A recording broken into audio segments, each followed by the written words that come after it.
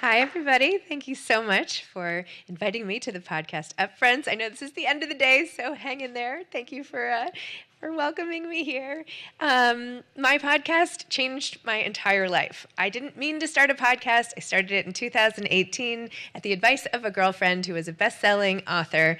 I love to read and write my entire life. I was trying to sell a book of parenting essays, which I thought of the name Moms Don't Have Time to Read Books for my collection of essays, which I thought was hilarious, but agents did not find it funny. And so I decided to pivot, try to build my platform, and started a podcast. I've been doing it now. I started doing it daily in March of 2020 to be of service to the authors whose books obviously were impacted by the pandemic. And I've done it 7 days a week since then. So I'm going into my 17th season, and each one is 100 episodes. Each one is 30 minutes, all talking to authors. I am a huge book lover. Does anybody here like to read? Yes? Well, I really believe in the importance of books and literature. I know this is a podcast crowd, but I think books are incredibly important and connect and unite us all. I also have I'm part of the ACAST network, and along the way I've also built up an Instagram following, both myself at Zibby Owens and at Moms Don't Have Time to Read Books, and my audience is super loyal and invested, and they've watched me turn this podcast into a media company, and they've been along the way every step of the way, and it's been really wonderful. I started getting press about what I was doing. After I started the podcast, I moved it in person to an in-person salon in my apartment. Then I started being invited to give presentations at bookstores, and I eventually started a publishing company and a magazine. I do retreats. We have a podcast network and a book club, and then I even opened my own bookstore in Santa Monica. So if anybody goes to California, you have to pop in and visit it, which is really great, and I can do lots of author events there, which makes me very happy. On my podcast, I've had a whole range of people. I've had best-selling authors. For those of you who are big book lovers and like reading books that come out, contemporary novels and memoirs and children's books and cookbooks, a lot of those names will be familiar to you. But most of the things on the bestseller list I end up having on my podcast. It might seem like I take every book. I do not take every book, I promise. It takes a lot of time for me to sort through all the pitches, but that's how I can stock the bookstore, so it ended up working out very well. I also do a lot of celebrities. I was just talking about how if I'm 46 years old, if the 1980s version of me could see the list of people I interviewed, I would die. I just interviewed Andrew McCarthy from St. Elmo's Fire and like Ralph Macchio and all these people who as a kid I was just like, are you kidding me? So I have a lot of fun interviewing celebrities, but that's just fun. So one of the things that I've gotten out of podcast life is that I'm able to just be myself. I don't have an act. I wish maybe I did, but I don't. So I just ask people what I want to know about them and their books. They can be a really important person, and I'll be like, so tell me about your decision to go gray.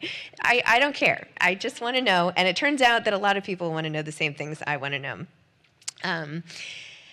So I've gotten some press over time. It started with Vulture. The LA Times just did a whole big piece about me starting the bookstore in LA. I think LA was very excited to have a piece of the New York literary world out there, and so that's been really rewarding, and it has won a lot of awards, including the Webby Award, and the magazine just won the Webby Award as well, so we're moving and shaking, which is wonderful.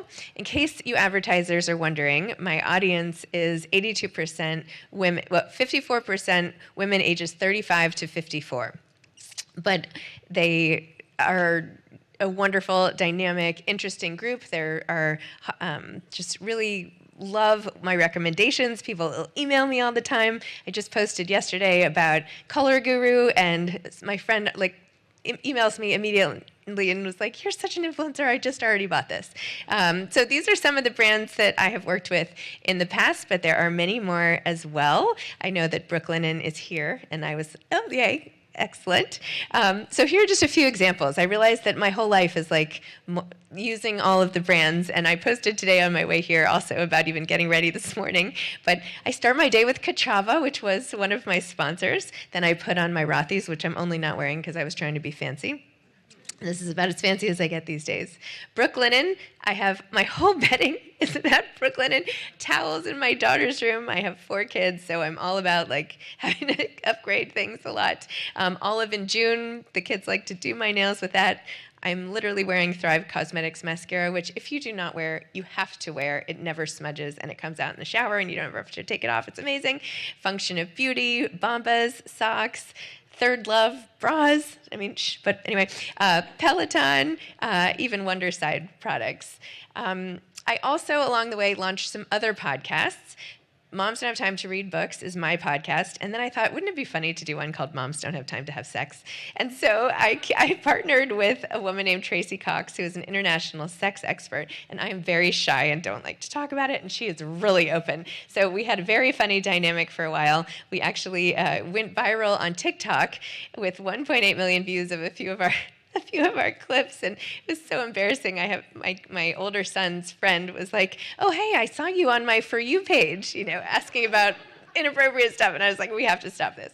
But anyway, that show is ripe for advertising. Let me tell you, does that have some devoted fans as well?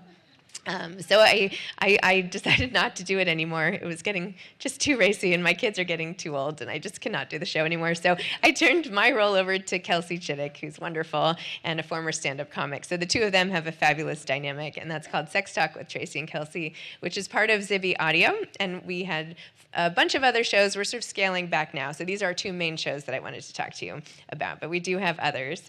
And part of being in the Zibby media world means not just being able to advertise on the podcast, but with so many other things that we do. We publish 1 book a month, and for every book that we publish, we have a brand partnership. So for example, we had a book come out called Women Are the Fiercest Creatures, and we partnered with Citizens of Humanity, who did a custom tote bag and events and a t-shirt and all of that. We have really interesting opportunities. We're partnering with wine companies and stationery brands and all sorts of things. I have a book club with thousands of members, which meets both in person and virtually, which has sponsorships. We do quarterly retreats with authors all over, which you should come on. They're really, really fun. And they're readers' retreats, because there are a lot of other kinds. But what about just getting together and talking about books, which attracts really interesting, smart people? I do sponsored posts, online advertising for Zibby Mag. We have a newsletter sponsorship. Zibby's bookstore, we actually sell products. So for example, Caddis Readers was one of my sponsors on the podcast, which of course I fell in love with. And now we sell them wholesale at our store. So there are lots of ways to be involved. We also have an education platform called Zibby Classes. The classes can be sponsored. And then we can produce custom advertising packages. I know that might require you working with someone else in your company to do it together. Which is maybe a pain. But anyway, for the end user, I think it's a great experience to be able to do all of that.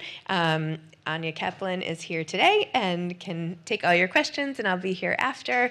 But basically, if you advertise on my show, you're reaching a really smart, educated, warm, excited community that is really open to influence and suggestions from someone they trust, which happens to be me.